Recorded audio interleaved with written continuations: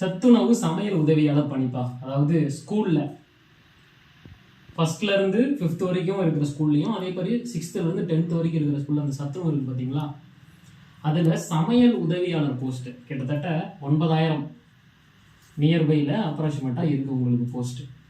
சரி, இந்த போஸ்ட்டுக்கு என்னென்ன தேவை அப்படிங்கிறத வந்து பார்க்கலாம். இங்கே பணி நியமனம் எப்படி செய்வாங்க அப்படின்னா, நேர்முக தேர்வு மூலம் இன்டர்வியூ மூலமாக செலக்ட் பண்ணுவாங்க, ரிட்டன் டெஸ்ட் கிடையாது.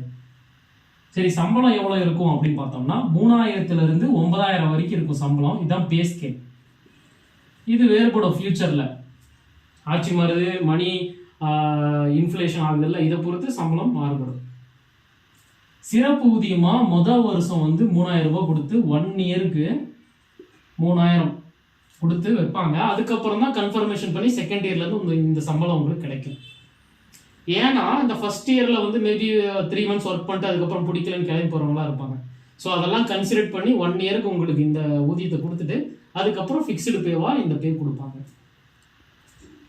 சரி, வயது பார்த்தீங்கன்னா இதுக்கு 21 முதல் 40 வரைக்கும். யாருக்கு அப்படின்னா பொது பிரிவு மற்றும் தாழ்த்தப்பட்ட ஒரு பிரிவுக்கு பார்த்தீங்கன்னா 21-லேருந்து மேக்சிமம் 40 ஏஜ் தான். பழங்குடியினருக்கு என்ன ஆகுது அப்படின்னா 3 வருஷம் கம்மி, அதாவது 18 வயசுலேருந்தே 40 வயசு வரைக்கும் பழங்குடியினருக்கு. விதவை, கணவரால் கைவிடப்பட்டோர் மற்றும் மாற்றுத்திறனாளிகள்லாம் இருக்கிறாங்கல்ல, அவங்களுக்கு ஏஜ் பார்த்தீங்கன்னா 20 முதல் 40 வரைக்கும். சரி, இதெல்லாம் வயது. அடுத்தது எஜுகேஷன் குவாலிஃபிகேஷன் பார்த்தீங்கன்னா 10th பாஸ் பண்ணியிருக்கலாம், இல்லை ஃபெயில் ஆயிருந்தாலும் பிரச்சனை இல்லை. 10th ஃபெயில் ஆயிருக்கீங்க அப்படின்னா டிசி சப்மிட் பண்ணணும். டிஸ்டன்ஸ் இதில் வந்து சத்துணவு சமையல் உதவியாளரில் வந்து டிஸ்டன்ஸ் கொடுத்துருக்காங்க, நோட் பண்ணிக்கோங்க.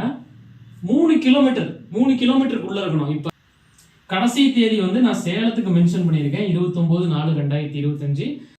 மாவட்ட வாரியாக லாஸ்ட் டேட் வந்து வேறுபடுது. ஒரு சில மாவட்டம் 26 இருக்குது, 28 இருக்குது, அப்புறம் 29 இருக்குது, 25 கூட இருக்குது. அதை வந்து நீங்கள் பிடிஎஃப்ல பார்த்துக்கோங்க. சரி, டாக்குமெண்ட்ஸில் பார்த்தீங்கன்னா பள்ளி மாற்றுச் சான்றிதழ், அதாவது டிரான்ஸ்ஃபர் சர்டிஃபிகேட் டிசி நான் சொன்னேன்ல, அதுக்கப்புறம் SSLC mark sheet 10th pass பண்ணிங்கன்னா அதை ப்ரொடியூஸ் பண்ணுங்க. 9th இருக்கும்போது டிசி வைங்க, அதை மென்ஷன் பண்ணியிருப்பாங்க எத்தனை படிச்சிங்க அப்படின்ட்டு. அதுக்கப்புறம் ரேஷன் கார்டு எல்லாமே ஜெராக்ஸ், ஆதார் கார்டு, சாதி சான்றிதழ், மாற்றுத்திறனாளியாக இருந்தீங்கன்னா அதுக்குண்டான அட்டை, விதவையாக இருந்தால் அதுக்குண்டான சான்று, கணவரால் கைவிடப்பட்ட சான்று, இருப்பிட சான்று, இதெல்லாம் ப்ரொடியூஸ் பண்ணணும். 3 கிலோமீட்டர் இருக்கிறது எப்படி கண்டுபிடிப்பாங்க அப்படின்னா விஏஓ கிட்ட நீங்கள் ஒரு சான்று வாங்கி கொடுக்கணும். நீங்கள் இருக்கிற ஏரியாவும் அந்த ஸ்கூலுக்கும் 3 கிலோமீட்டருக்குள்ளே தான் இருக்குது, சரௌண்டிங்ஸ் 3 கிலோமீட்டர் தான் இருக்குது அப்படின்னு சொல்லிட்டு விஓ கிட்ட நீங்கள் ஒரு சான்றிதழ் வாங்கி தரணும். இதெல்லாம் முக்கியமான டாக்குமெண்ட்ஸ். ஒருவேளை என்கிட்ட நியர்பை 3 கிலோமீட்டர் இல்லை 5 கிலோமீட்டர் தான் இருக்குது அப்படின்னாலும் நீங்கள் விஓ கிட்ட சான்று வாங்கி நீங்கள் ப்ரொடியூஸ் பண்ணிக்கலாம். சரிங்களா? அதாவது இது எப்படி வரும் அப்படின்னா, உங்கள் ஊர்லேருந்து 3 கிலோமீட்டர் இருக்கிற ஸ்கூல் இருக்குது, அப்படி இருக்கும்போது அதில் வேகன்சி இல்லை, ஆனால் 5 கிலோமீட்டரில் இருக்குது அப்படின்னா ஏற்றுக்க மாட்டாங்க அப்ளிகேஷனை. ஆனால் 3 கிலோமீட்டரில் ஸ்கூலே இல்லை, இருக்கிறதே 5 கிலோமீட்டர் இல்லைனா 6 கிலோமீட்டர் டிஸ்டன்ஸ் தான் ஸ்கூலே இருக்குது, அதில் வேகன்சி இருக்குது அப்படின்னா நீங்கள் அப்ளை பண்ணலாம் தாராளமாக. சரி, இதெல்லாம் டாக்குமெண்ட்ஸ் தேவைப்படுறது.